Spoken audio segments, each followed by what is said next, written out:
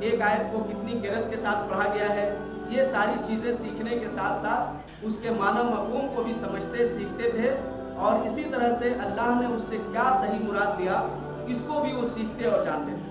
تو اس طرح اسلامی تعلیمات کے بہت ہی پیچھے ہے، لہذا اس اسلامی کویز کا رکھنے کا مقصد بھی یہی ہے کہ ہمارے بچوں اور بچیوں میں اسلامی کویز کے اس کے بارے میں ان کے نالج ہو، ان کے اندر جانکاریاں پیدا ہوں، اسلام کے بارے میں ان کے اندر معلومات پیدا ہوں۔ اسی چیز کے بارے میں اس اسلامی کویز کو رکھا گیا تھا، اور اس میں الحمدللہ بہت سے بچوں نے تقریباً کامیابی حاصل کیا ہے۔ لہذا میں زیادہ تمہیدی کلمات پر نہ جاتے ہوئے، اس لیے کہ وقت اجازت بہت ہی مختصراً وقت ہے، دیکھ لیجیے آج کا یہ عظیم الشان اجلاس اپنی جلوہ سامانیوں کے ساتھ کامیابیوں کی تلاش سے کرے گی انشاءاللہ، اور اس لیے کرنے والوں میں بھی اخلاص ہے اور سامعین میں بھی ہماتن خوشکن نظر آ رہے ہیں۔ لہذا آج کی اس اجلاس کی صدارت کا صحرا ایک عظیم شخصیت کے سر باندھا جا رہا ہے، جو ہمارے درمیان موجود ہے، جو محمد صادق صاحب، جو سابق سیکریٹری ہمارے مسجد کے ہیں، انہی کی صدارت میں یہ چیز چل رہا ہے۔ لہذا دیکھیے اس پروگرام کا آغاز تو تلاوت کلام اللہ سے ہو چکا ہے، اور آغاز کیا جا چکا ہے، اور زیادہ تمہیدی باتیں نہ بتاتے ہوئے، زیادہ تمہیدی کلمات کو نہ باندھتے ہوئے اب آئیے خطابت کے میدان کی طرف چلتے ہیں، اور خطابت کے میدان کی طرف قدم رکھتے ہیں، اور ایک ایسی شخصیت کو ہم آواز دیتے ہیں کہ جن کا نام سنتے ہی آپ کو اپنی منزل خود نظر آنے لگے گی۔ میں ان کے حق میں ایک 4 مصرع آپ کے سامنے نظر کرنا چاہتا ہوں، وہ یہ ہے کہ محمد کا دیوانہ کم بولتا ہے، محمد کا دیوانہ کم بولتا ہے، مگر بات سب محترم بولتا ہے۔ چلے آؤ جنت کا راستہ یہی ہے، چلے آؤ جنت کا راستہ یہی ہے، محمد کا شہدا کم بولتا ہے۔ میری مراد فضیلت الشیخ خالد عبداللہ سلفی، امام و خطیب جامع مسجد پاس پڑیا، ان کا موضوع ہے صحابہ کے زمانے میں تعلیم کا طریقہ کیا تھا۔ آپ کا ٹائم 15 منٹ ہے، لہذا میں فضیلت الشیخ خالد عبداللہ سلفی کو نہایت ہی ادب و احترام سے دعوت دیتا ہوں کہ وہ آئیں اور اپنے موضوع کی وضاحت کریں۔ نحمدہ و نصلی علی رسول کریم، اما بعد، فقد قال اللہ تبارک و تعالی فی القرآن المجید والفرقان الحمید، اعوذ باللہ من الشیطان الرجیم، بسم اللہ الرحمن الرحیم، اقرأ بسم ربک الذی خلق۔ ہر طرح کی تعریف، کبریائی اور بڑائی اللہ رب العالمین کے لیے ہے، جو تمام جہانوں کا خالق و مالک، مدبر و منتظم ہے، اور درود و سلام ہو آئے ہوئے تمام انبیاء کرام پر، خصوصیت کے ساتھ آخری نبی محمد عربی صلی اللہ علیہ وسلم پر، جو تمام جہانوں کے لیے رحمت، ہدایت اور بشیر و نذیر بنا کر بھیجے۔ محترم سامعین اور سامعات، جیسا کہ آپ لوگ جان رہے ہیں کہ یہ پروگرام ایک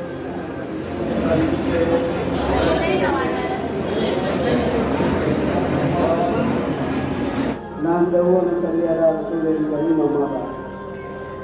محترم سامعین، جیسا کہ ہم بتا رہے تھے کہ یہ کوئز کمپٹیشن رکھا گیا ہے، اور اس میں بچوں سے سوالات کیے گئے، بچوں نے اس کا ریٹن ایگزام دیا، اور پھر اس کا آج رزلٹ بھی سنایا جائے گا کہ کون کون لوگ کامیاب ہوئے اور کون کون لوگ کامیابی سے ہمکنار نہیں ہو سکے، مگر انہوں نے کوشش کی۔ یہ ساری باتیں آپ کے سامنے انشاءاللہ آئیں گی۔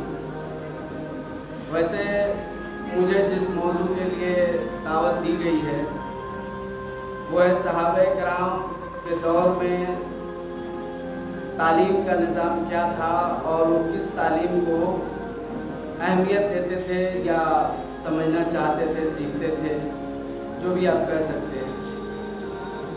سب سے پہلی بات تو یہ کہ صحابہ کرام رضوان اللہ علیہم اجمعین آپ صلی اللہ علیہ وسلم کے اصحاب تھے، آپ پر ایمان لائے تھے، اور آپ نے جو انہیں تعلیم سکھلائی، بتائی، اس کے مطابق انہوں نے عمل کیا اور دنیا والوں کو بھی اس کی دعوت دی۔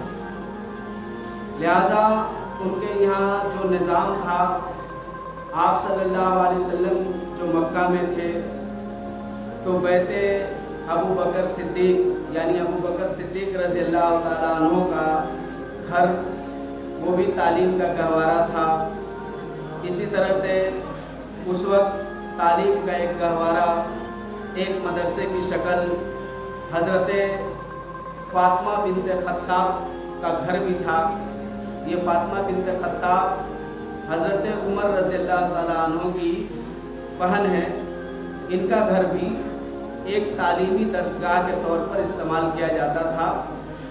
اور اسی طرح سے دار ارقم یعنی زید بن ارقم رضی اللہ تعالیٰ عنہ کا گھر بھی اسلامی تعلیمات کے لیے تھا، اور ان تینوں میں سب سے زیادہ دعوت و تبلیغ، کتاب و سنت کی ترویج و اشاعت دار ارقم سے ہی ہوئی۔ اور آپ صلی اللہ علیہ وسلم دار ارقم میں کافی مدت تک قیام کیا آپ نے، وہاں سے لوگوں کو دین کی تعلیم، اور وہاں بہت سارے لوگ مشرف و اسلام ہوئے، یعنی صحابہ کرام کی گنتی میں سب میں داخل ہوئے۔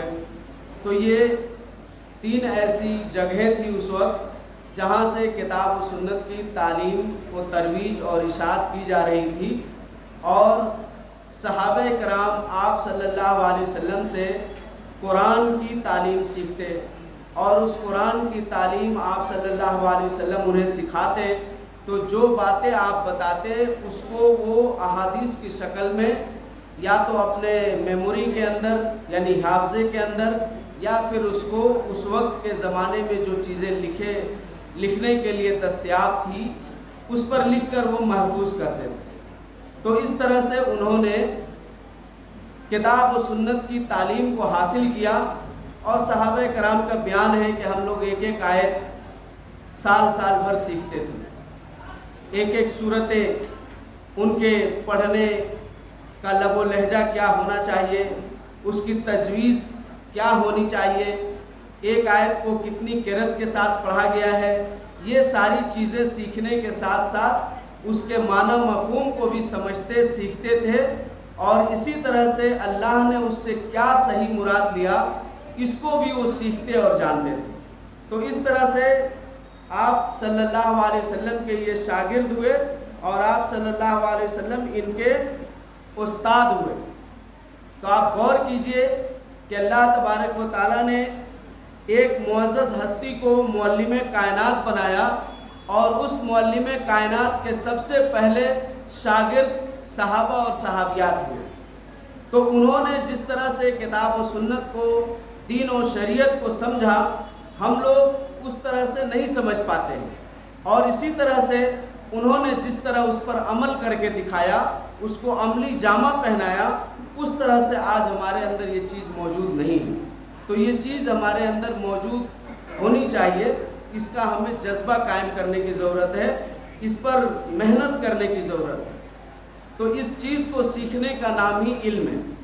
اب یہاں ہم بات بتائیں کہ آج چونکہ قرآن کی جو صحیح تعلیم تھی اور قرآن کی جو صحیح تفسیر تھی اس کو ہم نے چھوڑ دیا ہے، اور چھوڑنے کا نتیجہ یہ ہے کہ آج ہر کوئی مفسر بنا بیٹھا ہے، ہر کوئی محدث ہے، ہر کوئی فقیہ ہے، ہر کوئی عالم دین ہے۔ اس کو اب سرٹیفکیٹ کی بھی ضرورت نہیں ہے، حالانکہ سرٹیفکیٹ کا رواج پہلے سے ہی چلتا ہے، پہلے بھی یہ باتیں موجود تھی، مگر اس طرح سے نہیں تھی جس طرح سے آج ہے۔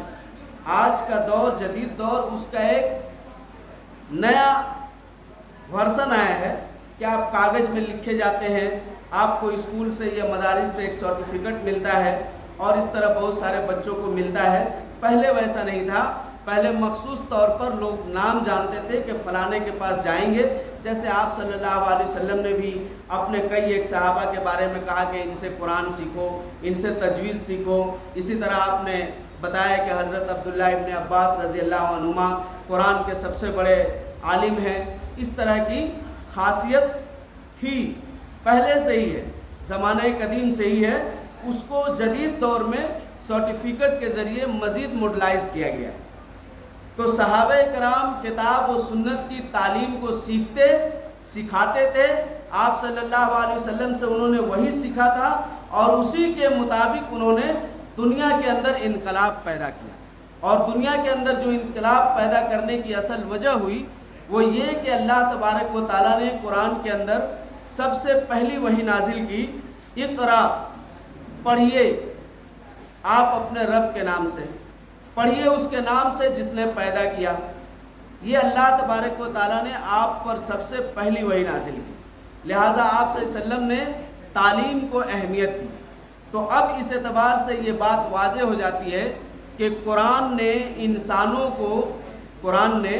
इंसानों को सबसे पहले तालीम की अहमियत को वाज़ेह किया और तालीम, इल्म हासिल करने की तरफ ज़हन को मबज़ूल कराया। लिहाजा इल्म हासिल करना है। क्या इल्म हासिल करना है? तो बहुत सारे लोग इस गलतफहमी में भी जीते हैं और जी रहे हैं, और बहुत सारे नाम नहाद स्कॉलर वगैरह भी इस बात को बयान करते हैं और लोगों के सामने वाज़ेह करते हैं। कहते हैं कि कुरान पूरा का पूरा मौलवी नहीं समझ सकता है, पूरा कुरान मौलवी नहीं समझ सकता है। कैसे नहीं समझ सकता है? इसलिए कि कुरान में साइंस की भी आयतें हैं, इसलिए कि कुरान में बायोलॉजिक भी है, इसलिए कि कुरान में केमिस्ट्री भी है, इसलिए कि कुरान में मैथमेटिक्स भी है। आपको मालूम होनी चाहिए कि यही बात अहले अरब ने भी कही थी, यही बात अहले अरब ने भी कही थी। हो चुका है। वस्सलाम, खुदा।